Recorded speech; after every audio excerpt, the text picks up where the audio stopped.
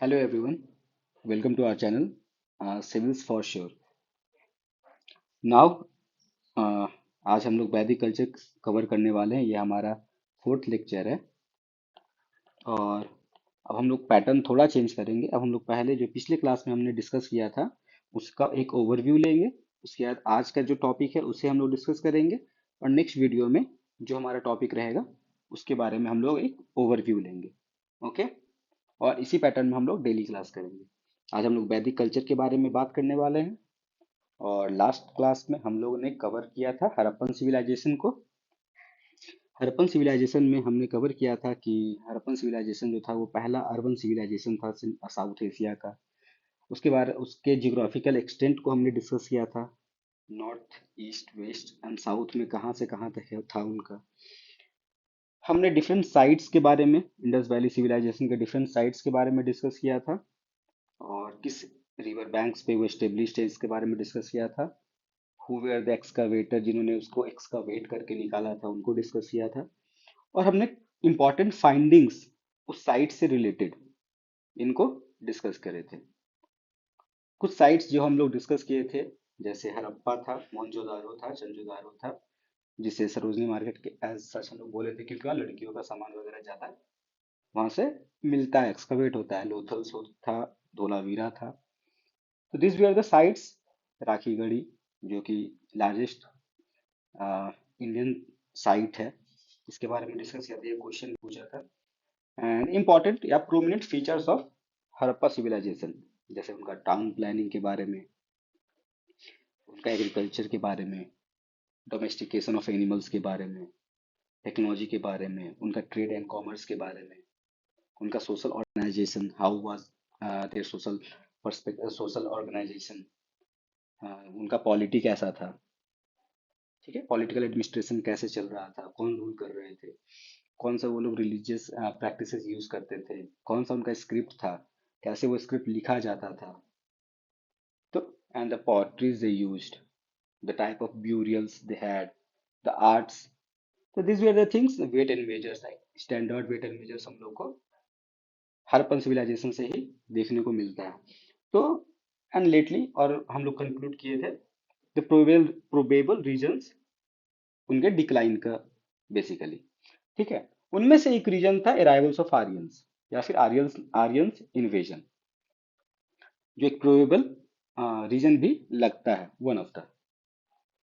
तो आज हम लोग स्टार्ट करेंगे अराइवल ऑफ आर्यंस से, फिर हम लोग ऋग वैदिक या अर्ली वैदिक पीरियड को डिस्कस करेंगे, उसके बाद लैटर वैदिक पीरियड को डिस्कस करेंगे। ठीक है, उसके बाद हम लोग कवर करेंगे डिफरेंट डिटीज को, कौन कौन से इंपॉर्टेंट डिटीज थे और कौन सा रिलीजन को या किस तरीके के रिलीजन को वो लोग फॉलो करते थे। We will discuss and we will compare about both the period, later Vedic and early Vedic period. Early Vedic period, how it was different from later Vedic period. उसके बाद फिर वैदिक टेक्स्ट और लिटरेचर के बारे में भी हम लोग डिस्कस करेंगे। हम लोग देखेंगे अर्ली वैदिक पीरियड में कौन कौन से टेक्स्ट वगैरह आए, लेटर वैदिक पीरियड में कौन कौन से टेक्स्ट वगैरह आए। And then we will also discuss Vedas, the four Vedas that we will discuss, and other texts which are complementing to Vedas, जैसे ब्राह्मण्स हो गए या आरण्यक हो गया। तो दिस टेक्स्ट, इन्हें भी हम लोग डिस्कस करेंगे। Then we will also discuss the administration, how it was उनका एडमिनिस्ट्रेशन कैसा था, पॉलिटिकल एडमिनिस्ट्रेशन कैसा था, एडमिनिस्ट्रेशन था भी या नहीं था। तो this all things we will discuss and we will conclude with the next topic, जो नेक्स्ट वीडियो का होगा उससे हम लोग कंक्लूड करेंगे। तो वैदिक कल्चर, वैदिक कल्चर के बारे में अब हम लोग डिस्कस करते हैं। तो एक छोटा सा एक idea about their chronology. 1500 BC और 600 बीसी के बीच का ये जो 900 बीसी का पीरियड है, ये वैदिक पीरियड या वैदिक सिविलाइजेशन या वैदिक कल्चर बताया जाता है। इसका शुरू जो बताया जाता है वो अराइवल्स ऑफ आर्यंस से। तो अराइवल्स ऑफ आर्यंस को हम लोग ट्रेस कर सकते हैं 1500 बीसी के आसपास। ठीक है, और 600 बीसी के आसपास तक लगभग लगभग वैदिक पीरियड को देखा जाता है।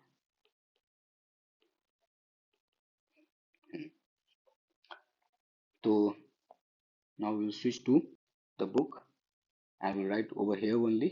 That was a basic text, basic थोड़ा बहुत कनेक्ट करने के लिए था। अब हम लोग टॉपिक पे थोड़ा अवेयर होके फुल्ली फोकस हो जाएंगे ताकि हमें याद भी रहेगा चीजें when we try to listen, when we try to read, और हमारा एब्जॉर्प्शन भी ज्यादा हो सके। ठीक है। With the advent of Aryans began the history of Vedic period. Okay, the origin of the Aryans is debatable. कहाँ से वो आए कोई नहीं जानता। कुछ लोग बोलते हैं स्टेपेस से आए, ठीक है। उसका सेंट्रल एशिया में गए, उसका फिर पंजाब के साइड में आ गए, तो 1500 BC के आसपास जब से यहाँ से जो बताया जाता है, तो ये वाला जो एक थ्योरी है वो माना जाता है नॉर्मली। ठीक है, मैं थोड़ा साइज कम कर लेता हूँ। वैदिक पीरियड जो था वो डिवाइडेड था दो फेज में। ठीक है, वैदिक फेज जो था, वैदिक पीरियड जो था वो दो पीरियड में डिवाइडेड था। First one was EVP, early Vedic period या ऋग वैदिक पीरियड से भी इसे बताया गया है, और दूसरा था एलवीपी, लैटर वैदिक पीरियड। ठीक है, कब से कब तक थे ये, विल सी दिस। तो अर्ली वैदिक पीरियड 1500 BC से 1000 BC तक, और लैटर वैदिक पीरियड 1000 BC से 600 BC तक ट्रेस करते हैं। ठीक है, आर्यंस, सो कॉल्ड आर्यंस, जिन्हें आर्यंस बोला गया, अलग अलग इंस्क्रिप्शंस में आर्यंस को डिनोट किया गया। तो there were inscriptions like Hittite inscriptions Anatolia में, कैसिटे इंस्क्रिप्शन इराक में, Mesopotamia, and Mitanni inscription Syria में। तो इन इंस्क्रिप्शन में आर्यन वर्ड, आर्यन का जो है डिस्कस होता है, आर्यंस को। ओके, तो these are important texts you should know, should revise at least, you should know the name at least, that it is related with Aryans. Okay, and then yeah, 1500 BC to later with the 100 BC. Okay, and Iranian text, Iran का एक है जेन Avesta, जो काफी हम लोग नाम सुनते भी हैं और काफी इम्पोर्टेंट भी है।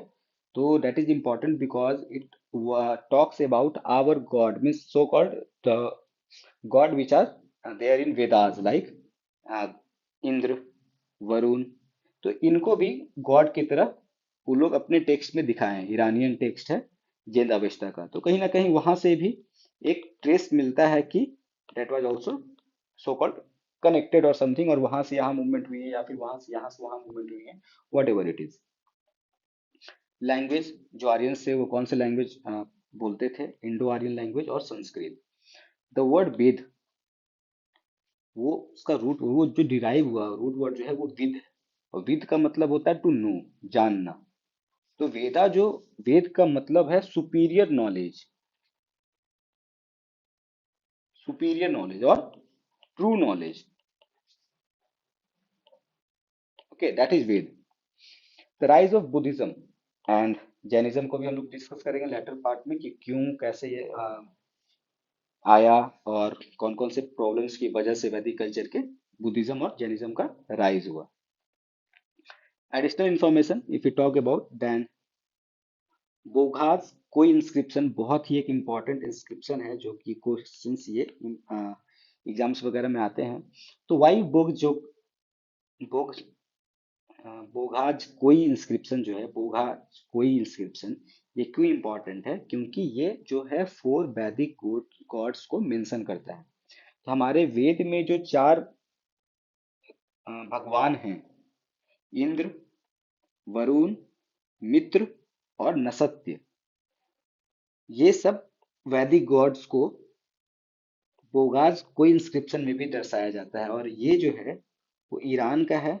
और इस तरीके से ये कहीं ना कहीं सेंट्रल एशियन थ्योरी को प्रूव करता है कि सेंट्रल एशिया से कहीं ना कहीं आर्यंस का मूवमेंट पंजाब के साइड में हुआ था, और कहीं ना कहीं ये सेंट्रल एशिया को एज यर होमलैंड की तरह भी आप एक एविडेंस के रूप में दिखता है कि आर्यंस का होमलैंड जो था वो सेंट्रल एशिया था। So that's why Boghazkoi inscription is very much important. Coming next to Rig Vedic और अर्ली वैदिक पीरियड हम लोग डिस्कस करेंगे। एज डिस्कस्ड वैदिक पीरियड जो है दो भागों में डिवाइडेड होता है। First was early Vedic period and second was later वैदिक पीरियड। तो जो अर्ली वैदिक पीरियड है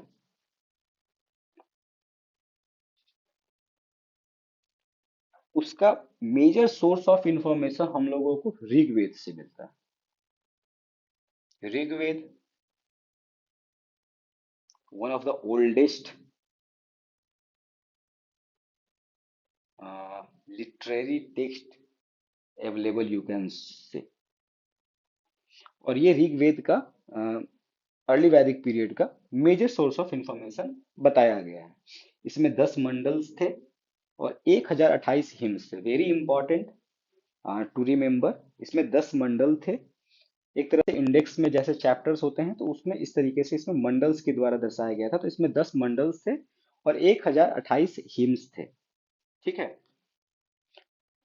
इसमें दो नंबर, मंडल 2 से मंडल 8 तक, ये जो 7 मंडल हुए ना, 2 3 4 5 6 7 और 8, ये टोटल 7 जो मंडल्स थे इनको बहुत इंपॉर्टेंट बताया गया है और इन्हें बोला गया है सप्त ऋषि मंडल। तो अगर एग्जाम में क्वेश्चन आ जाता है सप्तऋषि मंडल किसे बोला गया है, 1 to 7 या 2 to 8 या 3 to 9 या 4 to 10 या फिर कोई अलग अलग करके बता देता है, तो दिस इज फ्रॉम 2 to 8। और ये सप्तऋषि मंडल बोला गया है क्योंकि इन मंडलों को 7 अलग अलग ऋषियों के साथ, जो हम लोग अलग अलग ग्रेट सेंट बोलते हैं ना, सप्त ऋषि जिसे बोलते हैं, 7 ऋषि बोलते हैं, उन ऋषियों द्वारा दिया गया इंफॉर्मेशन नॉलेज इन 7 मंडल में मिलता है। और वो जो नॉलेज थे दैट वर एक्चुअली, जो बताया जाता है एज सेड, वो नॉलेज उनको योग करने के समय भगवान के द्वारा खुद डिक्टेट किया गया था या फिर उनको सुनाई पड़ा था। तो ऋग्वेद के समय जो ये सब जितनी भी चीज आई थी दे वर ऑल श्रुति बेस्ड, मतलब वो लोग सुने थे कहीं से। तो that where directly it is said to be कि वो जो ऋषि लोग थे वो लोग अपने तपस्या से, अपने सुपर मेडिटेशन से, अपने योग से वो ये इंफॉर्मेशन डायरेक्टली फ्रॉम गॉड पाए थे। Okay, and that all where mentioned. और वहां से फिर हमारा ऋग्वेद ऋग्वेद का इंफॉर्मेशन जो है शुरू होता है। And this is how this is why we also treat Saptarishi as very important in our civilization related information। और जो 1 नंबर और 10 नंबर मंडल था वो सबसे लेटेस्ट एडिशन था। ठीक है। तो ऐसा नहीं है कि लेटेस्ट एडिशन 1 नंबर को सोच के 9 और 10 होगा, ऐसा नहीं है। लेटेस्ट एडिशन जो था, जो सबसे लास्ट में ऐड किया गया था ऋग्वेद में, that was the first mandal and the 10th mandal. Okay. 10th mandal जो था, जो लास्ट में ऐड किया गया था, that was not from any rishi और सच। तो उस मंडल में पुरुष सूक्त के बारे में डिस्कस किया गया है, जहां की जिस जो कि 4 वर्ण के बारे में बताते हैं और जहां से वर्णा सिस्टम सोसाइटी में शुरू होती है। तो वही 10th मंडल है जो कि लेटर ऑन ऐड किया गया था। तो उस 10th मंडल में पुरुष सूक्त के बारे में डिस्कशन हुआ है, जिसे आदि पुरुष भी बोला गया है। और इनके 4 शरीर के अंगों से 4 फोल्ड वर्णा सिस्टम निकलता है जो कि अपने कर्मों पे बेस्ड होता है। बट धीरे धीरे वो जो है हेरिडेटरी हो गया and this is how our society developed.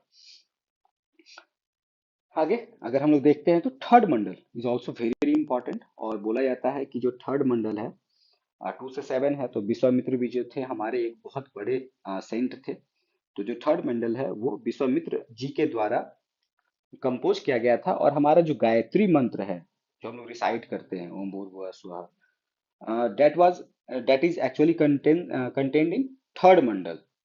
और ये सावित्री भगवान को या फिर सूर्य भगवान को, Savitri was also called sun god, तो सूर्य भगवान को या Savitri is a female version of that, उनको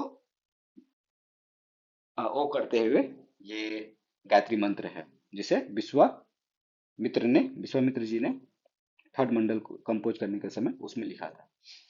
ज्योग्राफिकल एक्सटेंशन अगर हम लोग देखते हैं अर्ली वैदिक पीरियड का जो ज्योग्राफिकल एक्सपेंशन था वो मोस्टली 7 नदियों,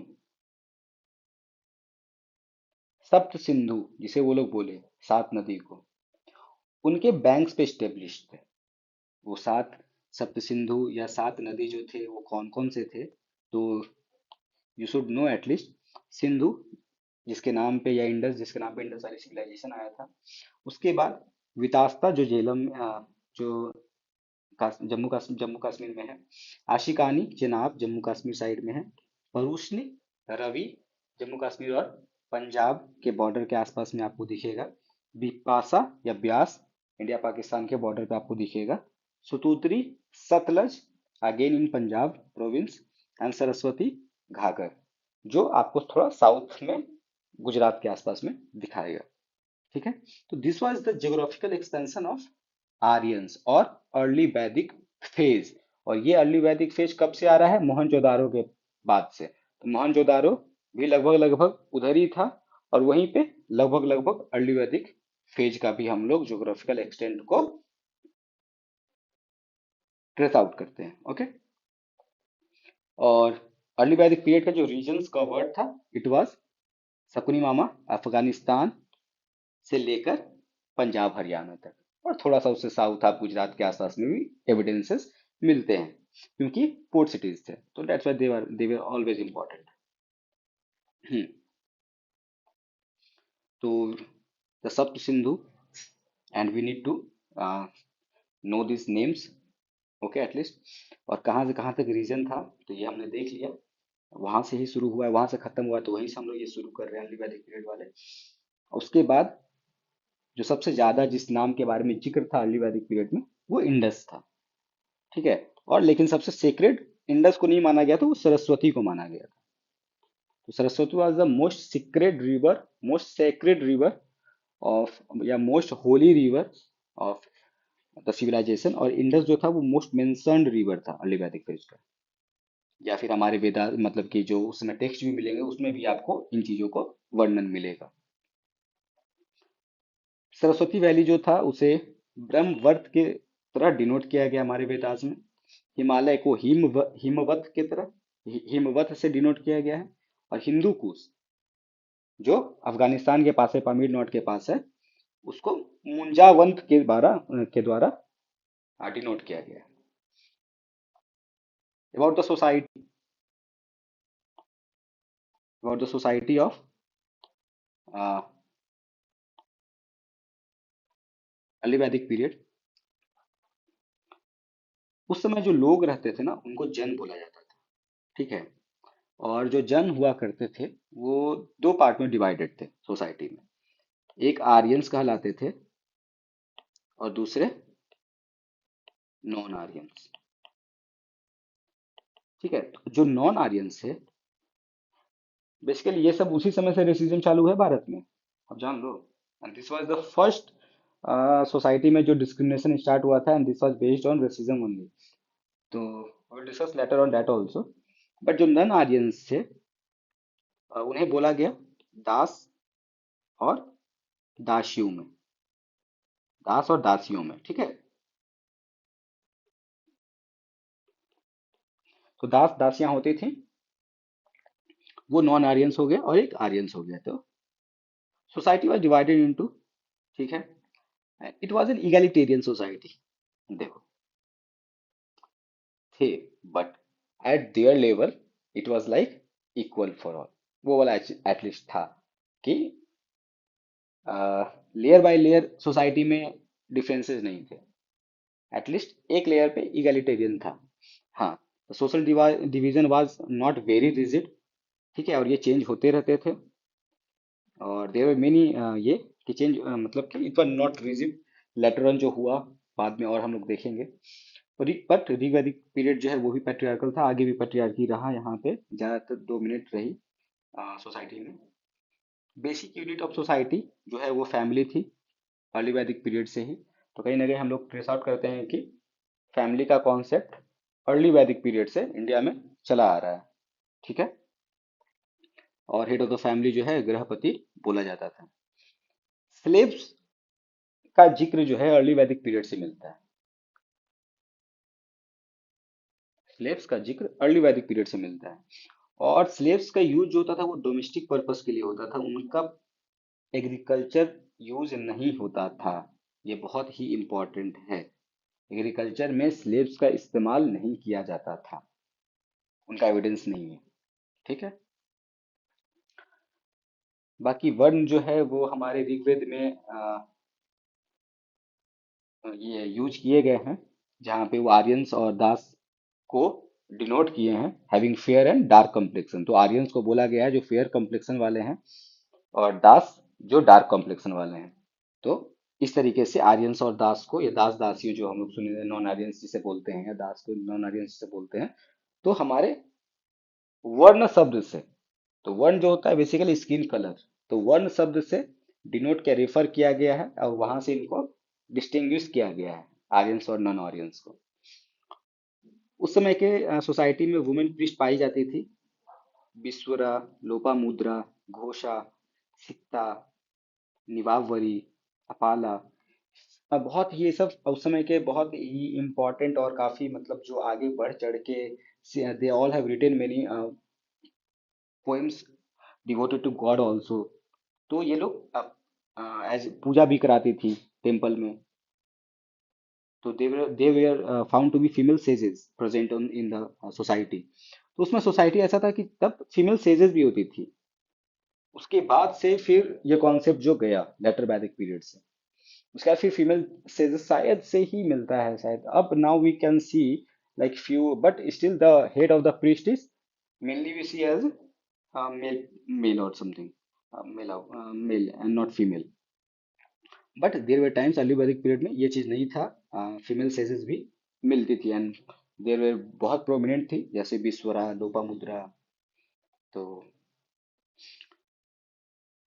वुमेन जो है बड़े बड़े जो असेंबली होते थे, ज्ञानवर्धक असेंबली होते थे, लाइक हम लोग संगम लिटरेचर का डिस्कस करेंगे, जब संगम पीरियड का डिस्कस करेंगे। तो संगम में जो संगम लिटरेचर वगैरह जब होता था, तो उसमें संगम होता था, मतलब असेंबलीज होते थे लोगों का, बड़े बड़े जो ज्ञानी लोग आते थे, एक साथ बैठते थे, वो लोग कुछ बताते थे, उन चीजों को लिखा जाता था और बाद में वो टेक्स्ट का रूप लेता था। तो उस तरीके असेंबलीज में भी वुमेन्स को अलाउड था, मतलब इनके कहीं ना कहीं इंफॉर्मेशन नॉलेज को रिस्पेक्ट किया जाता था। चाइल्ड मैरिज एब्सेंट था। ओके। और सती भी जो है एब्सेंट था इस समय। ठीक। हाँ, एक स्पेशल विडो रीमैरिज होता था स्पेशल केस में, जिसे नियोग बोला जाता था, या लेवीरेट। तो आप बताना, वैसे घर के संबंधी या भाई से ही इसमें शादी करा दी जाती थी। अगर नॉर्मली अगर बड़ा भाई का देहांत हो जाता था, तो छोटे भाई से शादी करा दी जाती थी। तो this was done to increase the population of the जन। ओके। ताकि उनका वंश खत्म ना हो। टू ड्रिंक्स का डिस्कशन हुआ है वेदांत में, सोम और सूर का। सोमा और सूरा। सोम जो था वो सैंक्शन था धर्म से। सोम का आप इस्तेमाल कर सकते हैं, सूरा का इस्तेमाल नहीं कर सकते। ठीक है। वेदी पर्सन उस समय गांव ग्वालाओं, मतलब गायों के हिसाब से वेल्थ को मेजर करते थे, और जो सबसे ज्यादा अमीर हुआ करता था उसे गोमत बोलते थे। जिनके पास सबसे ज्यादा आप बोल सकते हैं कि काऊ वगैरह होती थी, तो उन्हें गोमत बोलते थे। ओके। फेवरेट पास टाइम उनका chariot racing, horse racing, dicing, music and dance. तो उनका फेवरेट पास टाइम था ये। बहुत इंपॉर्टेंट है, क्योंकि समटाइम्स हम लोग को लगता है कि हॉर्स रेसिंग ये सब अर्ली वैदिक पीरियड में, यार ये सब तो मॉडर्न कॉन्सेप्ट होगा। But no, they are also fond of like doing something, some type of hobbies or something, some time of play pastime, यार वो लोग बहुत डेवलप्ड थे। they were having knowledge।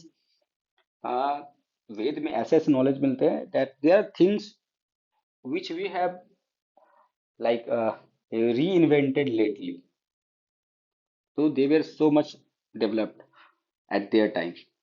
तो उनका भी पास टाइम हुआ करता था, हॉबीज होती थी, जैसे चैरिट रेसिंग हो गया, हॉर्स रेसिंग हो गया, डाइसिंग हो गया, एंड म्यूजिक एंड डांस। मोनोगोमी मोनोगामी जो है वो जनरली प्रैक्टिस होता था, एक शादी अलाउड था, बट